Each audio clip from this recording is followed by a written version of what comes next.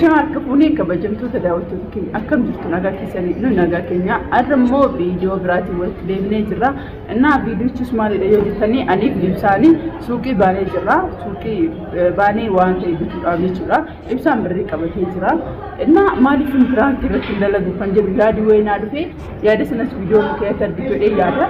Innaa andura seenee jira amma kaafee dura seenee waan hin jiru jechuudha. Amma kaameraa dhuunfadhee taneegaa biraantii kosana viidiyoo keessatti argitu waan ta'eedhaaf amma xumura viidiyoo kiyyaa akkana wajjin tutan jechuudha. Afeerraa kiyya amma kaameraa dhuunfadhe jechuudha. Akkuma argitanii kaameraa iddoo kana dhuunfadhee jira jechuudha. Yeroo ittiin waraama amma ni ka'ee ba'uutti jakkee kaa'atee wadee jira. Jakkeetti sana keessa biriitti jira jechuudha. Maaliif ofirraa baastu naamni jedhaanii yoo baasee jedhe yoo taasaa ka'ee jedhe Enak sakai untuk sakote semua makanan juga. Karena video video kita amat umrat tiga udah ganti nanti lucu.